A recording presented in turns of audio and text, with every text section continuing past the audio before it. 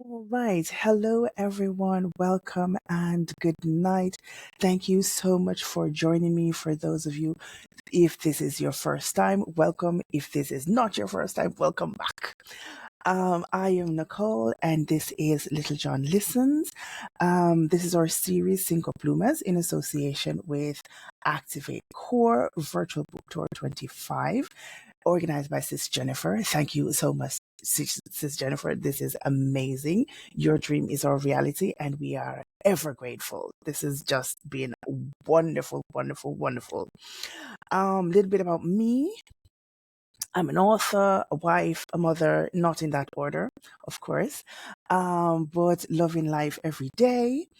I am here tonight with our very, very special guest, Diana Powell, and she is the author of Afro in the Boardroom. We are here to listen and learn, okay? Because she has so much to share with us, and we are expecting a very, very interesting and exciting interview.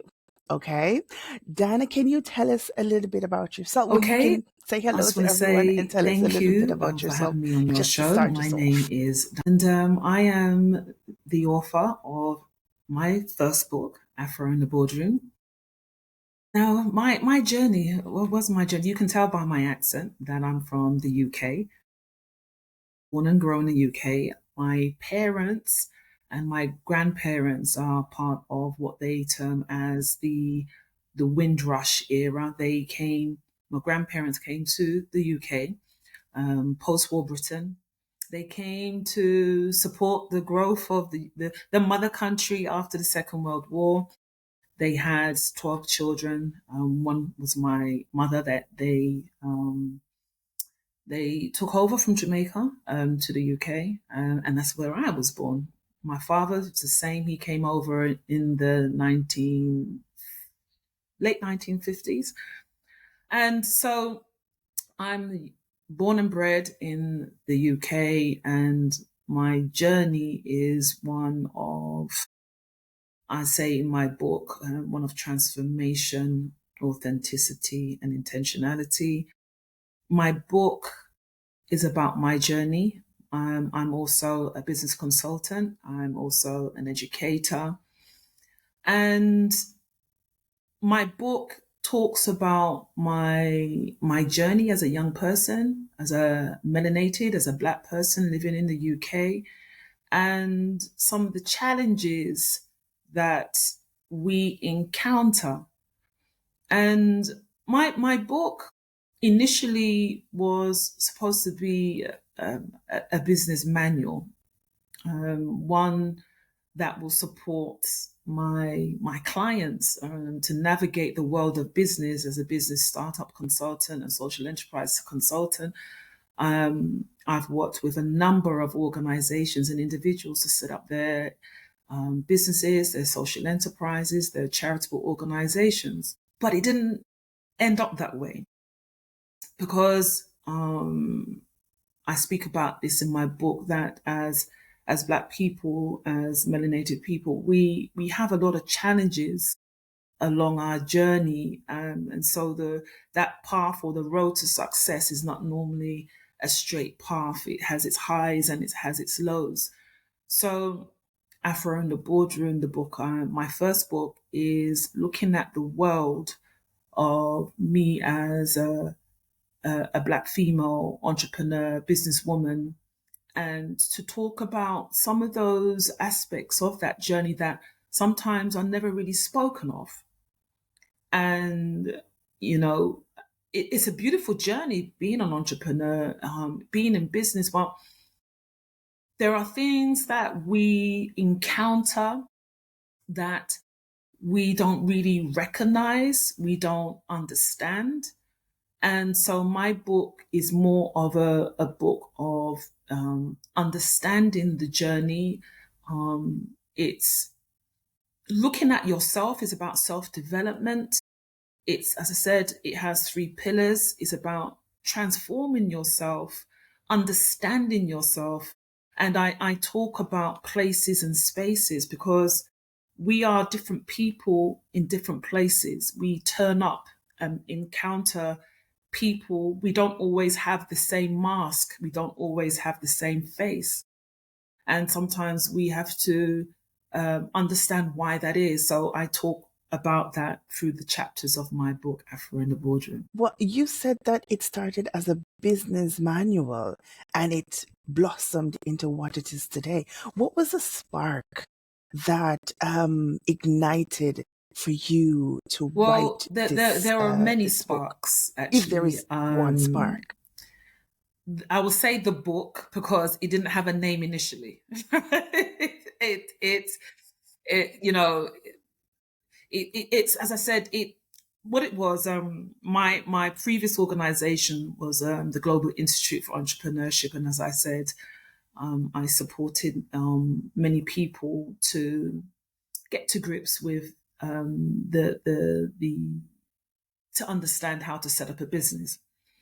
But I started to explore the idea because one of my colleagues was saying to me that you've done this for many, many years. I've been a business consultant for 20 years. And up to that point, it was about, say, 15 years in.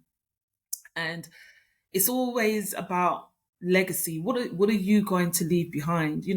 How can you leave something behind, all your experiences, that people can just take, because you can't service everybody. So then he said, why don't you pack it into a book? And so I kind of dismissed it because I didn't see myself as an author.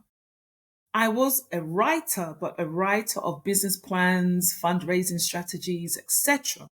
I didn't have the intention of, at that point, of writing a book. So the book itself took kind of stages. I started to write chapters about how to go about getting funding, how to write a business plan, but it didn't quite fit what I was quite looking for. So then I put the book down. I then started to explore the idea of looking at maybe women in business. Because again, women in business, there is a lot of, there are challenges and there are other support systems and networks that are specific to women that I myself can also resonate with. So I started to look at it, okay, let's, rather than a generic business book, let's make it maybe for women. But that didn't fit either. I actually explored the idea of a book. Remember, it hasn't had the name yet at this point. Um, and I was kind of dismissed actually. Why would you want to write a book? Sometimes when you have an idea, sometimes it's not always received the way you would want it to be received. And especially when it's somebody very close to you. So that was a bit of a knockback for me. So I put the book down again. I picked the book up one more time, but this time somebody else said to me, "Why don't you, the Afro in a Boardroom?" And at this point, let me just explain the name, okay, and then you'll explain how it came about. Because Afro in the Boardroom Go right ahead. is Go two right ahead. metaphors.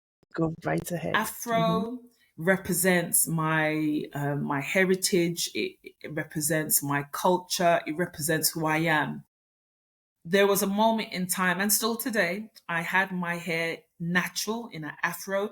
That was my trademark.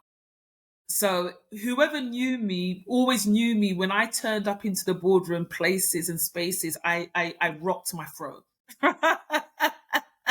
Which at that time, because of the work that I was doing, you wouldn't necessarily see a Nice. woman in a suit turn up with an afro. Yeah. But my afro, when I represent it in my book, is more than just hair. It represents me, it represents my culture, it represents my values, how I turn up, how I interact with people. Boardroom is places and spaces, and another metaphor. You know, we talk about, there's a term, intersectionality. You know, we as women, we as melanated people, I am a woman, I am a Black woman, I am a mother. I turn up in spaces, I could be a woman, I could be, people interact with me based on how they want to interact with me, based on the various guises that I represent. So I call that boardroom, because boardroom is also where decisions are made, challenges, conversations are happening. So I talk about the boardroom as navigating places and spaces where decisions are made, business decisions are made. So that's why I call my book Afro in the Boardroom.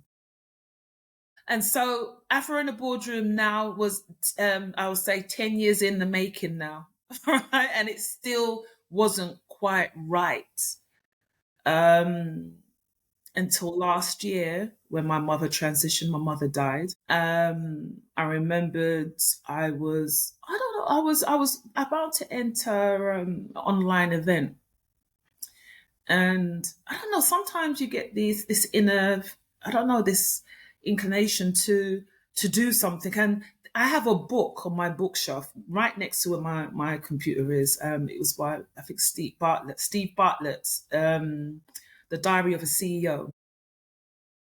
His book I bought when I was traveling, was at an airport, and he talks about his life journey as a CEO, and he packed it into a book. I don't know what it was at that point. I said, I want to write a book like that. I want to write a book about my journey, like how he's done his about the CEO. And I said, that sits better with me. So Afro in the Boardroom now is a book about my life.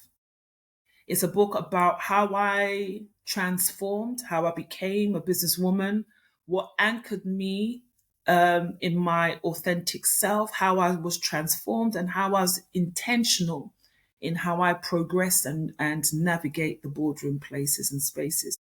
That for me is a legacy, for my mother, who herself was a businesswoman.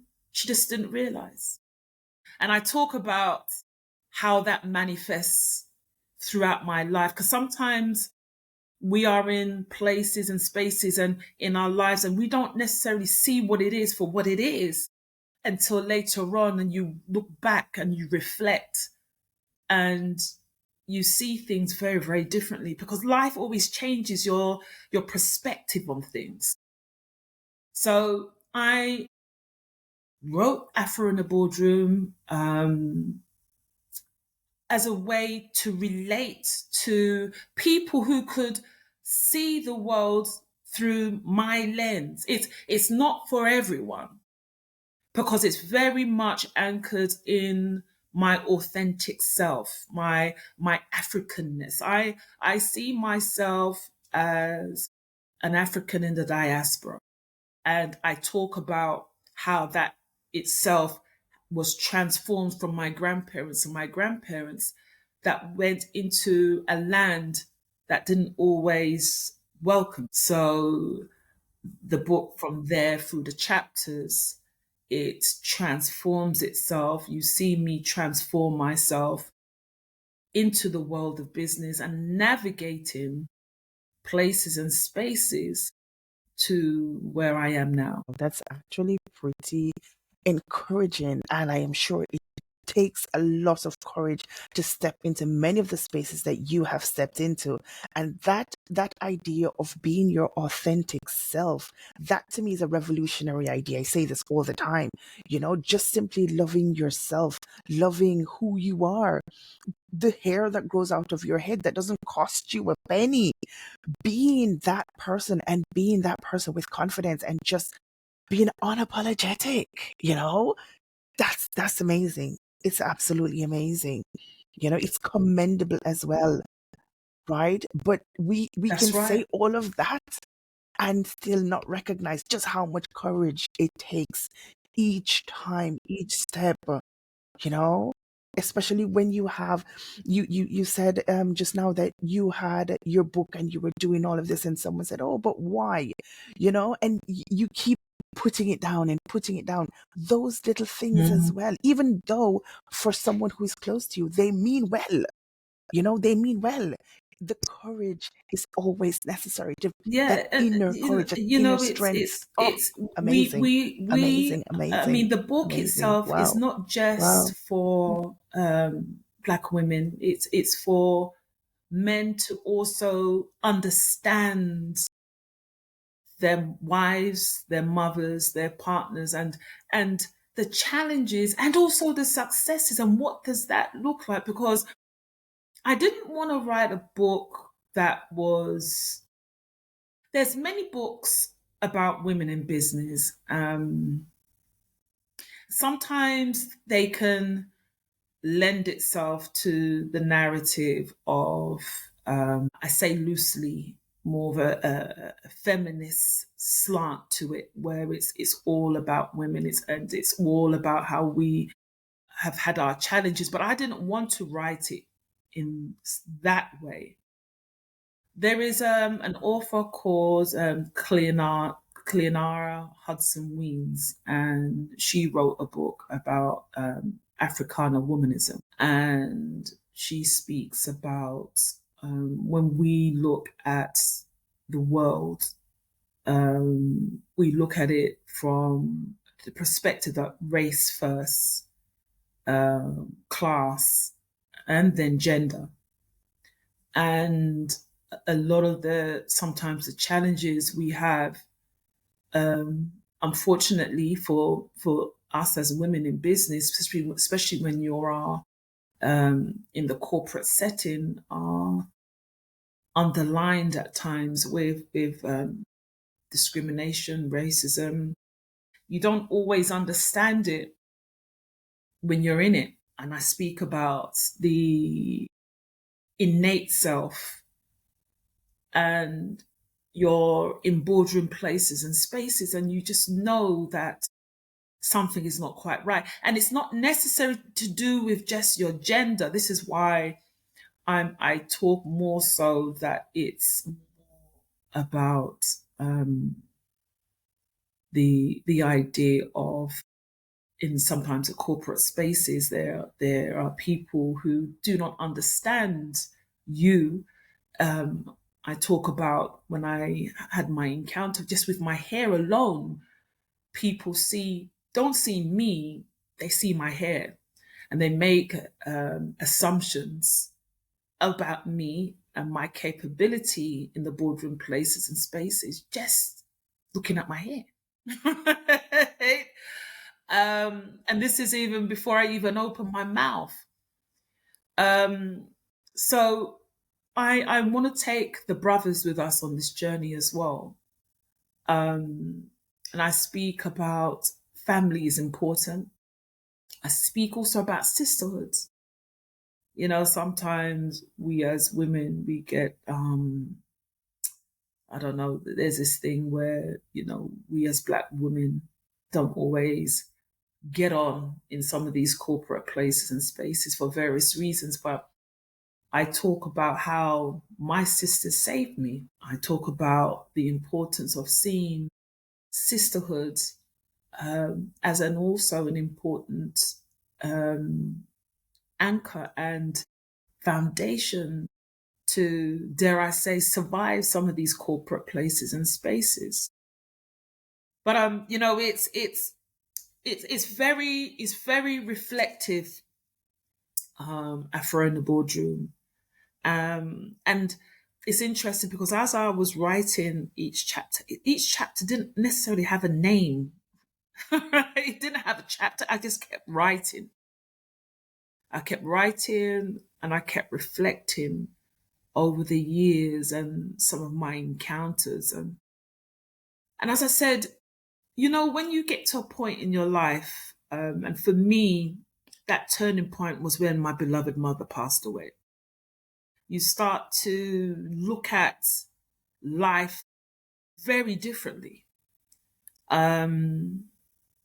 You start to say to yourself, what is the purpose? What is my purpose? I'm also now a grandmother myself. So my grandson was born last week. Wow. He was born last week. Mhm. So it's a beautiful thing. It's a beautiful thing to know that Congratulations. there's legacy. There is this young person, this young baby, that what the world's going to look like for him. I say to people, we build our foundations. Every step of the way is leading towards something of the future. Paint your future now. Make those steps now. Wherever you want to see yourself, it starts today. Then so Afro in the Boardroom talks about also what legacy looks like. And when I talk about authenticity, it's about understanding where does that come from for me. And for me, that came a lot from my parents and my grandparents, as they themselves had a lot of challenges in the Windrush era. And you spoke earlier on about having that strength and that power. Where does it come from? And why do we need it now to navigate the boardroom places and spaces now? Definitely. Yeah. Yeah. I am a firm believer that we are standing on some very, very tall shoulders. Very tall shoulders.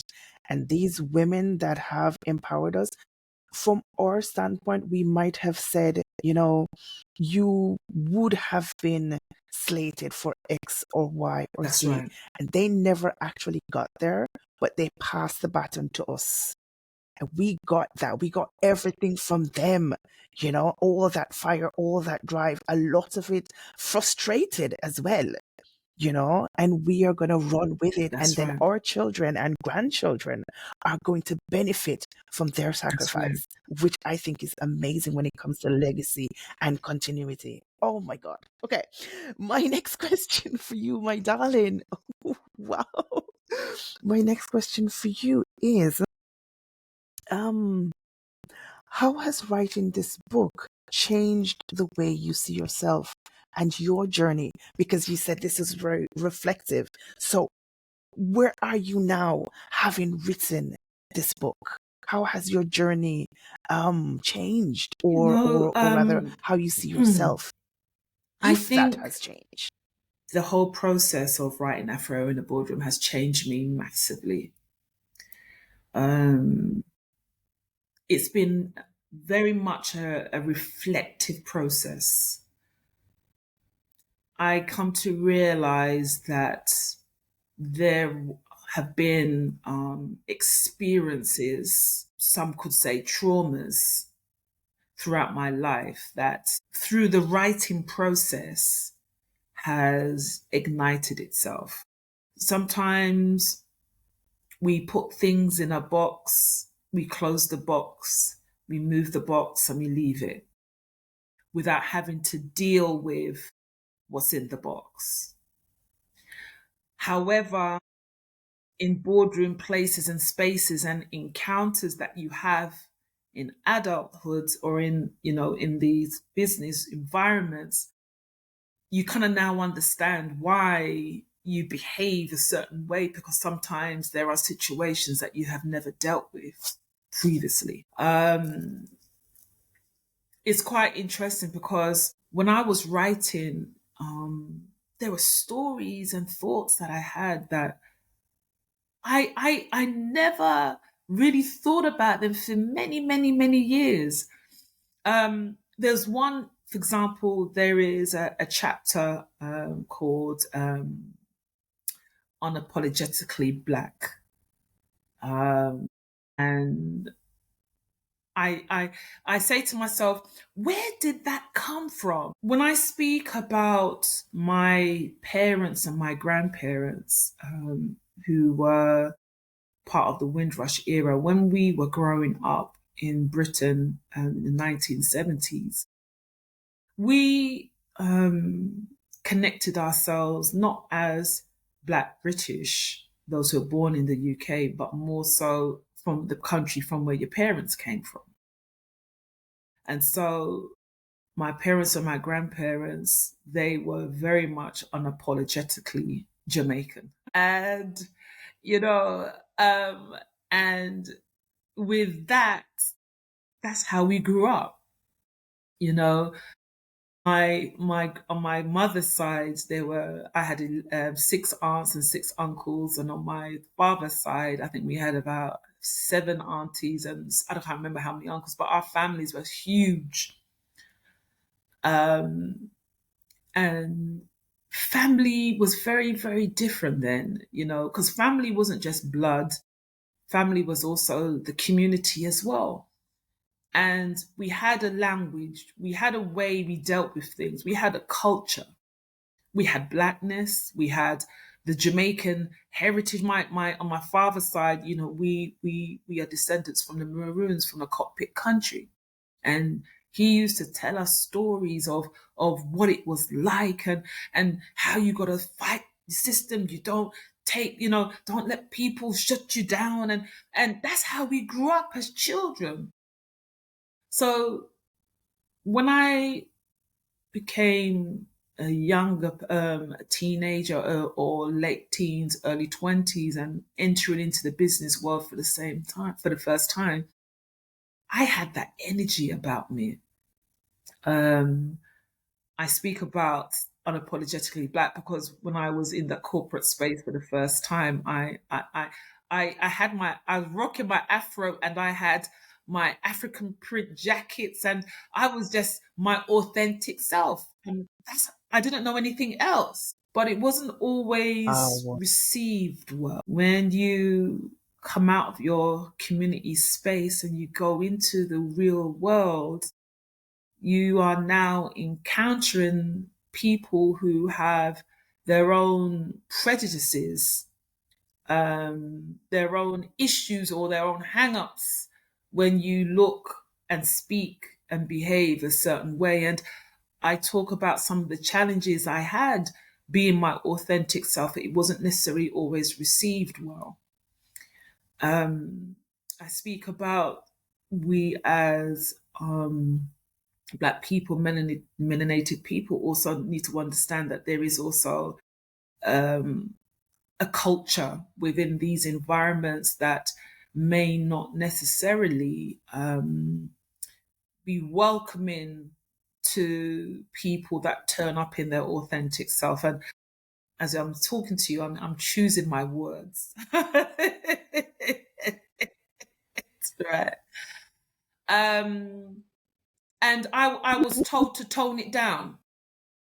As a young person, I didn't understand why I needed to. This is me. Why do I need to tone it down?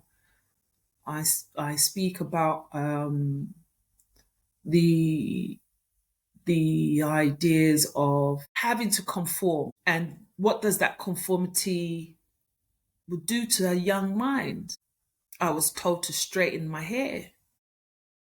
I was told to tone it down. I was told that you don't like white people. I was like, I don't understand.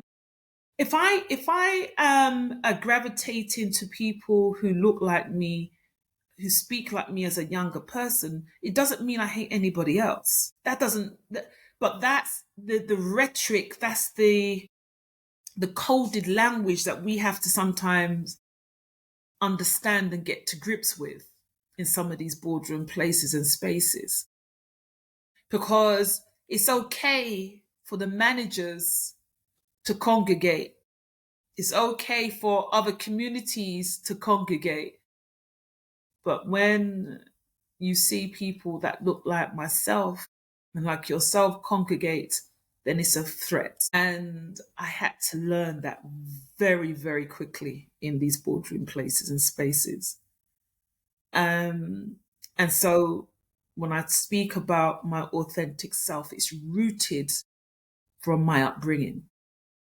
It's rooted through my parents telling me I'm always the best. I can be the best I can be.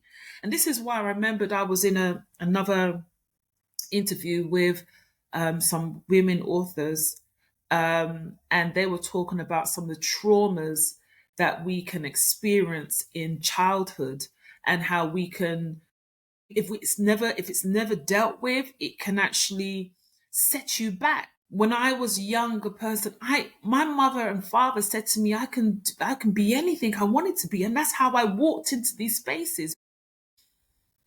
You're not expecting, no, reframe that.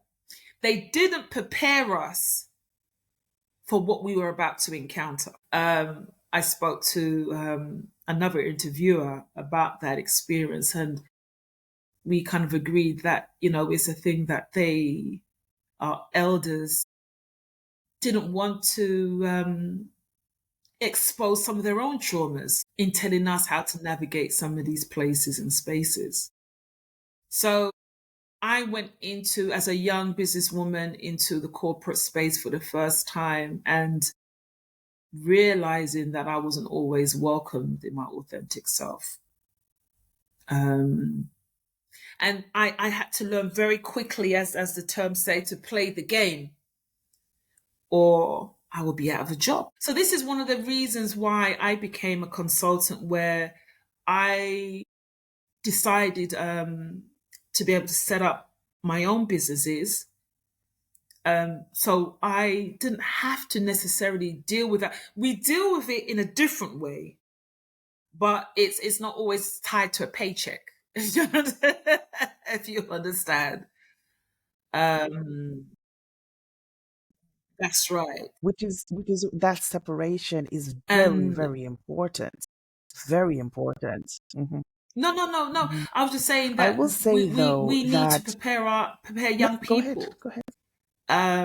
for the world, um, and some of these experiences, and don't be afraid to talk to them about the realities of these experiences, so they know what they're looking at and they know what they're dealing with. Yeah, what to expect, because that is high powered, that kind of one false step, one misstep, even if it's, by accident, it might come at a very high price. But I will say though that that confidence where your parents are telling you you can do it, you can be it, they were preparing you. This is just my unsolicited opinion, but prepare, because I do the same thing to my kids. Okay. But they're preparing you for spaces they were not able to walk into, you know? And of course that coupled with, I'm gonna call it the Jamaican Mm-hmm. arrogance, the Caribbean arrogance. I don't know what it is, but we all have that. We have that air about us. Yeah. We arrive and now Yes. the party starts. Living in the diaspora, you become more Mm. conscious of it. You go to the Mm. bank and you're like, oh my God, how is there a line? Am I supposed to be in the line? But we walk around as if we're just supposed to enter every space and be at the top, be at the front. And I think we also push that onto our kids. For many of us, we never had those opportunities growing up, and we hand that to our children in the hopes that they will walk into spaces we unfortunately are not That's right. able to fully prepare them for those spaces, because we've never been there ourselves. Mm-hmm. We just know, you know what? Mm-hmm. She said she wants to go. Okay, that's where we're gonna pray. so so so I'm gonna Yes. give them their props for preparing you as much as they were able to do, because again, that is what I am doing with my kids, and this is why I can connect with them on that level, which I think it's commendable for many of them, again, with all of their traumas, trying, not necessarily examining and working through those traumas, That's right. because again, they That's might right. not have had That's right. the tools that we have been gifted, you Because they know? they wanted So to.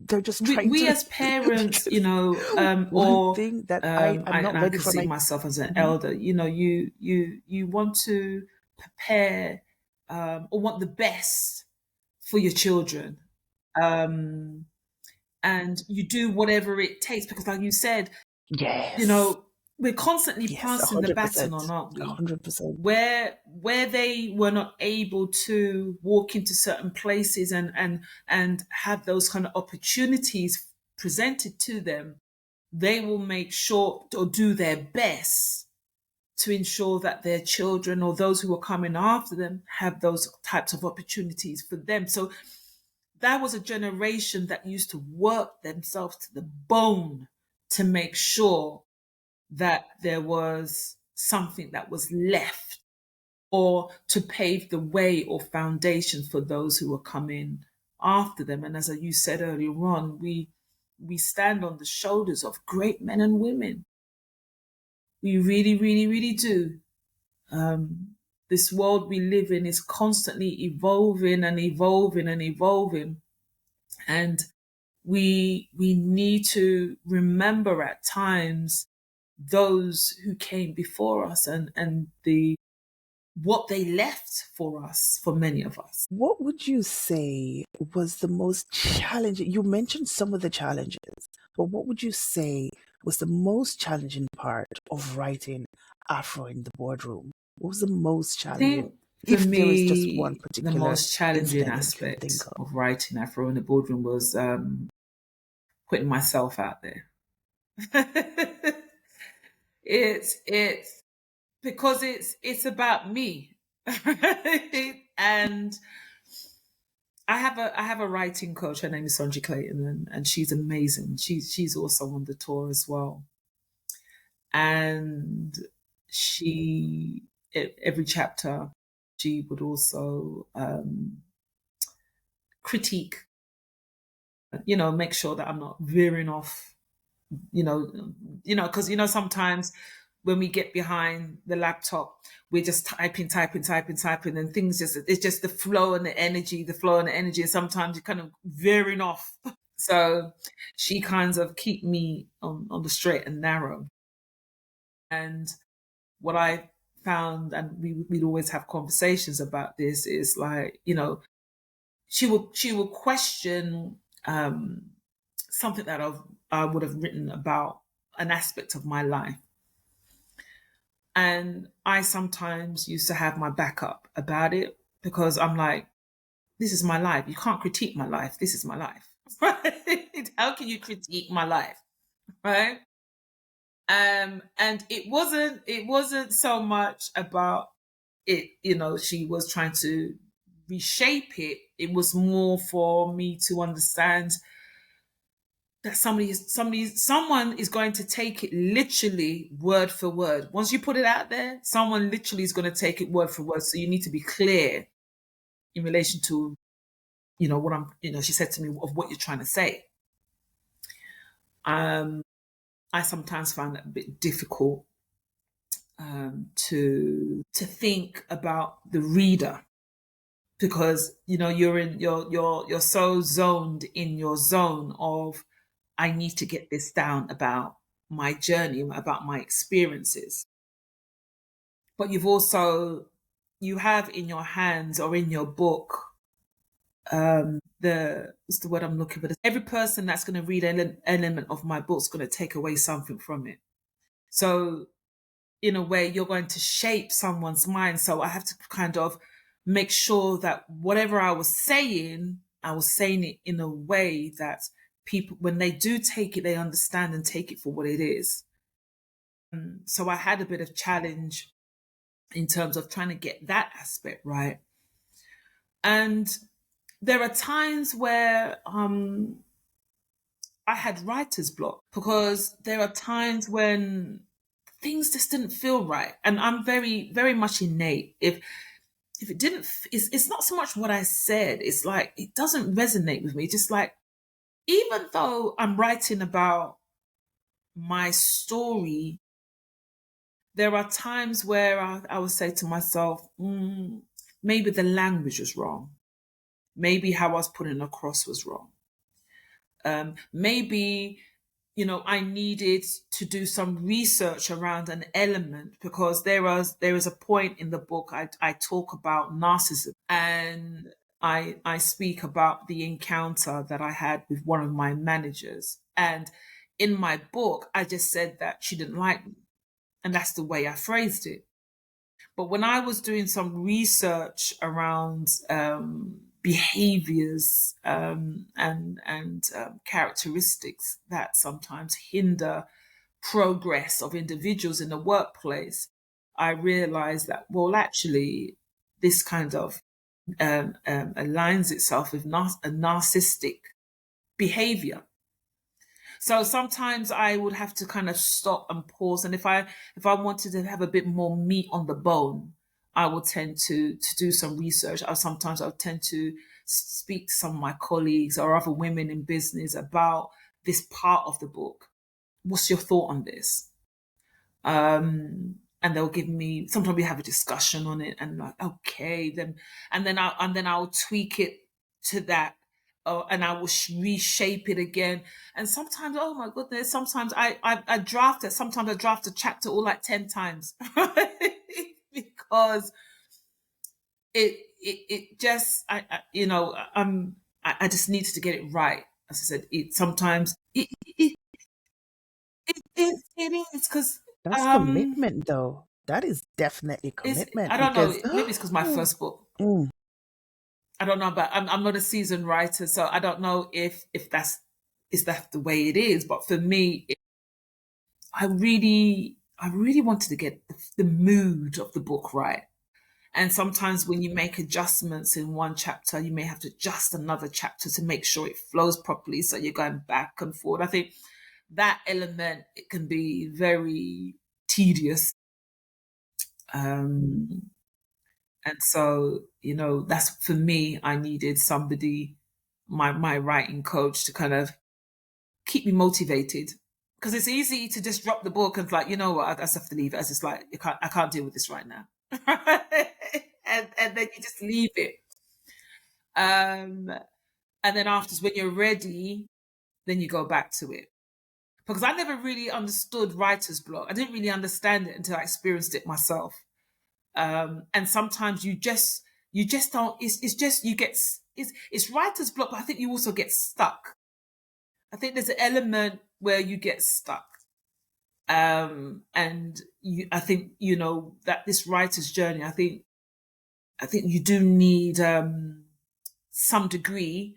Well, for me, my experience, a support network to kind of unstuck you, if that's the right way to say it, right? To kind of help you to reset yourself and flow again, you know. And sometimes life shifts your perspective on the book as well, and that could be, for me, that was reflected for me when I was writing the chapter about my mother. How I originally started out writing that chapter was very, very different when I finished it. But yeah, I think the writer's block, I think needing a support network to support you, to navigate your own book. Even if it's your own story, you still need, I believe, someone to support you to get you through this. Yeah, that's right. yes. Yes. You need other eyes. You need other eyes on your work. Okay. And also, I think when I published my first book, I still feel like I'm at the beginning stages of the writing process. Okay. I'm still learning. I still have a far way to go. Um, but I will tell you that when you put your heart and soul into a book That's right. and you know that everyone is going to be looking Yes. inside your head, those pages have you on them. So you have to understand that for your legacy, which we mentioned Well, there you before, go. this is There going you to go. last hopefully far beyond each of us ever will, you know? And it's gonna be there. Oh my, just when I because my first book I self-published. When I clicked publish, that final button, and Yes. knowing that into the ether goes me. Yeah. Yeah. It was it's fine. quite nerve It was wracking. terrifying. It is You nerve feel wracking completely because, like you said, exposed. Oh it's God. like being And naked. It's just like you're exposed. You're just mhm. out there. Yeah, that's how it feels. Yes, yeah, and having someone to watch your back and say to you, "Okay, let's ramp this up. Let's tone this down. Let's do." Oh, that is amazing. That is amazing. That support is it's crucial. It really is. Oh my God. Wow. Okay. Well, since we've talked about the most difficult part, the most challenging part, what is the part that you most liked about it? Because, oh my God, I would say it is such a hard process. there What was a is the part chapter you I most liked wrote, about the process? Afro to CEO, and I was just writing about my childhood, and it was so because what I tend to do, um, I would write, I would draft a draft, and then I I prefer to. There is a function where on the when you're editing where it says read aloud,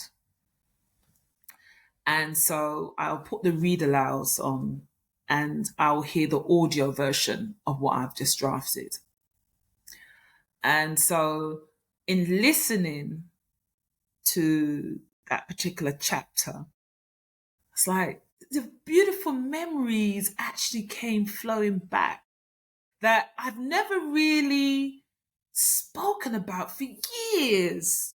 And when I've shared those chapters, for example, with my daughter, she goes, "Mom, is that how you, that was your childhood?" I said, "Yeah." Oh, and it was just so beautiful to listen to that. And some of my friends, I shared it with my friends just to get their feedback because we grew up in a similar era, similar family settings. That they will say, "Yeah, that's how it was." As children, I always believe that there is an air of confidence that we used to have. We were so we didn't fear anything. We didn't fear anything. We will play outside. We will play. Our generation was very, very different to this technology generation. We was very much children of outside. Anything to stay outside, anything to play. We'd be jumping off the roofs. We'd be playing with old cars. Our imagination was just so innovative and creative that we made. My parents didn't have abundance of money, but as children, we created things that we had fun with. And I was just putting that down and remembering my younger self. And it was just so beautiful to write and to remember. But then there is an element of sadness, unfortunately, because I then say, there's an element I say towards the end, what happened to us? What happened? For some of us, um, when we left that community, when we left the comforts of our family and we went into those spaces and places, we changed. What was it that made us change? That child that was fearless, that child was creative, that was innovative, Became that affected. even we will knock our heads and knock our elbows or whatever it is. We refuse to go inside because we knew that mom wouldn't let us out again. Right. So we will we will just suck it up. Yeah. I jumped off a roof. Yeah, I jumped off. The others were jumping off the roof. I was the youngest And one. I still jumped off the roof. Yeah. no, you couldn't say anything. And you couldn't tell, you couldn't say anything to your parents. You couldn't. You couldn't. You wouldn't be invited to the next play session So either if you did.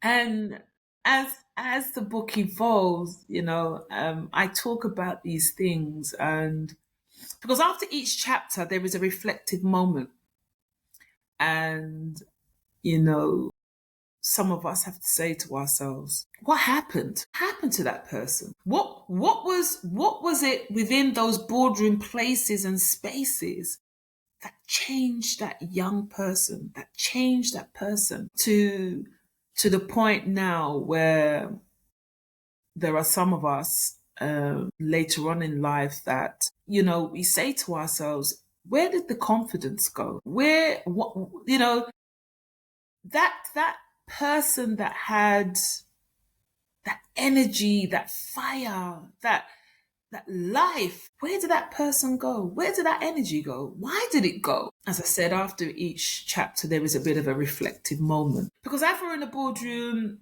yes, it's seeing the world from my perspective, but I also pose a lot of questions to the reader. And there are exercises, reflective exercises, that I ask the reader to challenge themselves to undertake, and to look at themselves through the different chapters, and have a reflective moment for themselves. I think that this leads me into my next question, which is, what would you advise your younger self?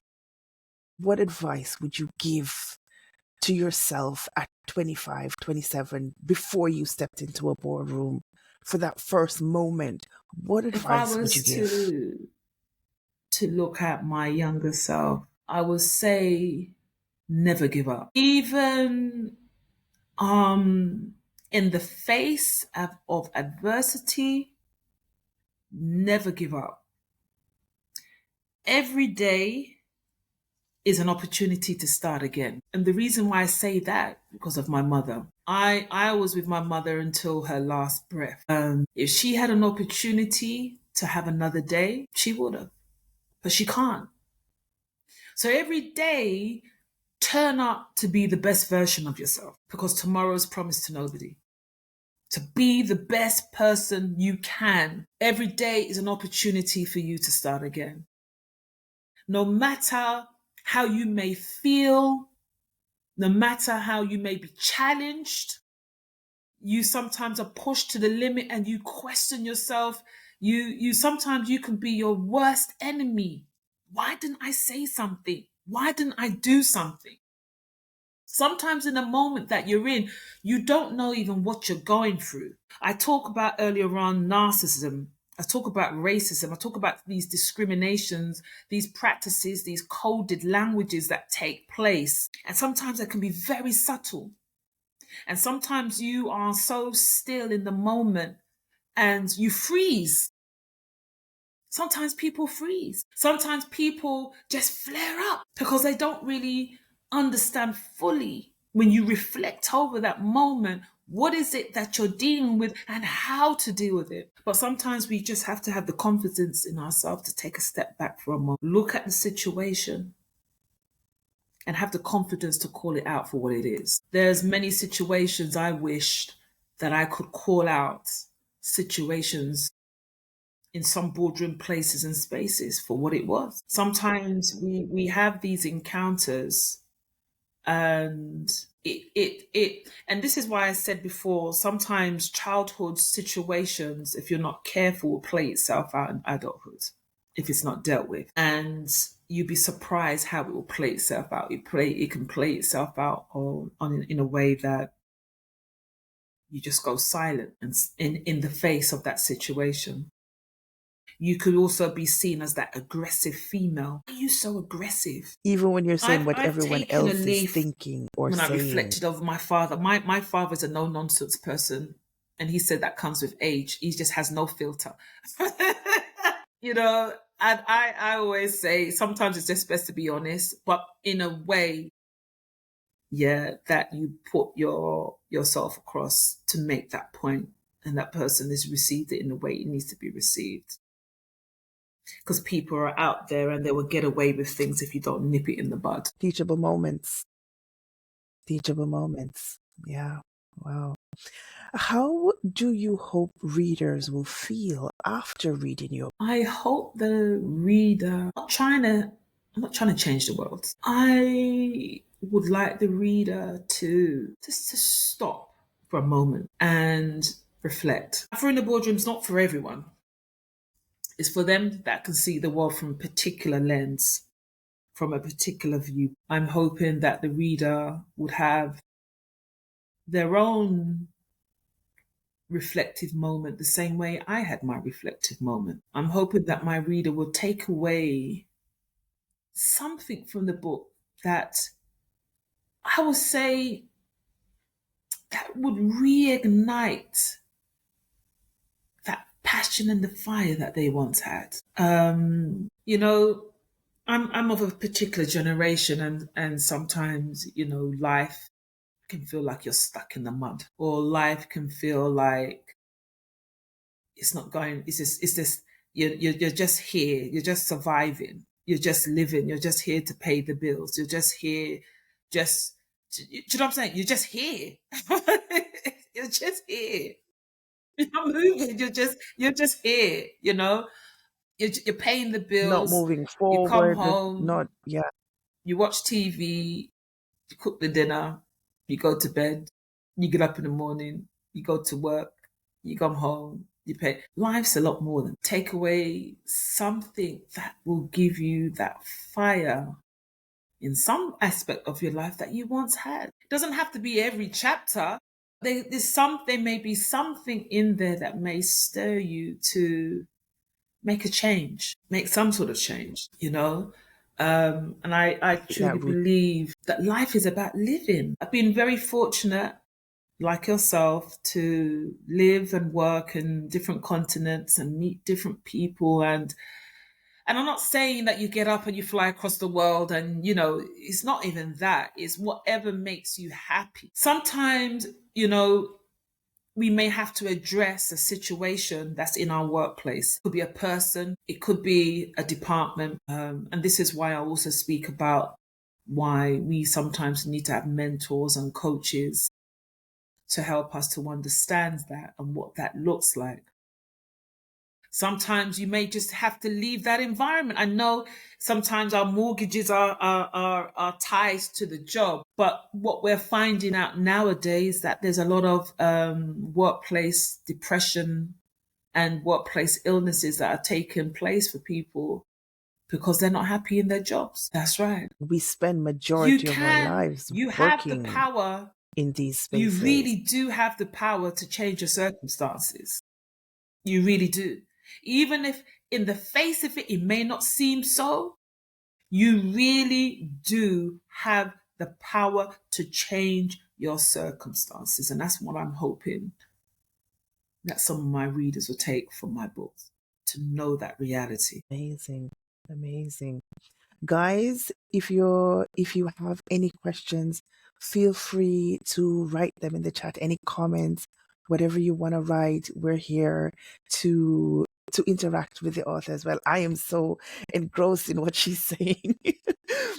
But that is really powerful though. Those baby steps when you are looking at your life, when you're stuck in that rut and you're going through those phases. I call them phases because you need to get out. It cannot be that that's where you're going to stay forever.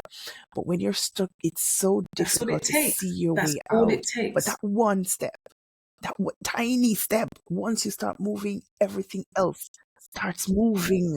Yeah, it's amazing. It's amazing. It's amazing. All right, I'm going to ask you my final question. Okay.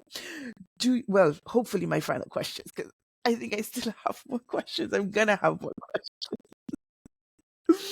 Do you see yourself writing more books in the future? You say this is your first one. You keep saying first. So I am expecting first, It's second. quite Okay. But interesting. do you see? Can you It's quite confirm? Can interesting you confirm that for me, please?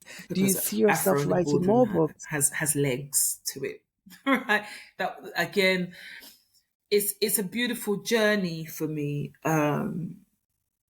because there's so much potential for offshoots from that, and this is something that I'm actually working on. So initially, Afro in the Boardroom is the first book, and then there is another book in the making, 19 Traits of a Superwoman. And that looks at, I always, because I've always grown up to like superheroes. And I was saying to myself, well, these superheroes are always the winners. So what is it about their personalities that makes them superheroes? So my second book, right? It was supposed to be my second book, but I've realized there's a missing element to it. So there is a part one, which is Afro in the Boardroom. 19 Traits of Superwoman now has become part three. There's a part two. I'm not going to say that yet, but there is a part two. There is a middle Mm, ground that I realized I didn't really get to grip wow. with.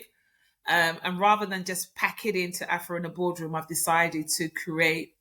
The reason why I'm saying that, because I haven't named it yet. I'm tossing around with the name, but it's going to be a big controversial, this second book. Um, so I'm kind of tossing with the name right now, but there's going to be a book just before 19 Traits of a Superwoman. So I'm writing a trilogy, actually. It's going to be a trilogy. And with that, well, it's my book's going to be actually Where launched. can we find your book? We're going to have a big launch end of October, early November. That's the period I'm looking at. And if you go to my website www.dspowell.com, you can find out more about what I do, because there's also workshops and events that's geared around Afro in the Boardroom as well. You can order. It's on pre-order my book initially. At this stage, you can read about more about Afro in the Boardroom and also 19 Traits of a Superwoman as well. And I will soon post the second book actually, so you can find out more about that. So a lot of what I'm doing, in terms of events and so forth, podcasts, blogs, and all sorts of things that's happening will be found on www.dspowell.com. Question here in WhatsApp. Do you give Yeah, courses? well, that is Someone wants to also know. in Do the you give making. courses? I'm Do looking you also at host courses? hosting some workshops in October. Um, on my website, if you subscribe to us, you will get more information on dates and events that will be happening throughout the rest of this year, including those courses. Yes. Sounds very interesting. I am going to be posting this on Spotify and on YouTube. And of course, I will also put your tags there so you can all feel free to just click and you can get to her website, you can get to her books, get it, and of course, step into your authentic self, which again is so commendable. I love that. I love that energy. Okay. And of course, thank you so much for joining me tonight. I was thoroughly just engrossed in everything that you have to say. Thank you from the bottom of my heart, because I like that fire, and stepping into places that were perhaps never contemplated for you, and still thriving, getting there and just being bold. Oh, I love it. I love it. I love it. I love it. And that idea of reflecting on oneself and understanding your legacy and what you're going to leave after so much, and so much that was given to you. Mm, amazing. Amazing. Thank you so much again Thank you for for having me joining me, for today. joining us. Okay, this was an amazing lesson. All right, guys. Good night, everyone. Thank you so much for tuning in. This is the end of our series. So I will let you all know when the next series will begin and what we will be listening to. Bye, guys. Bye, everyone.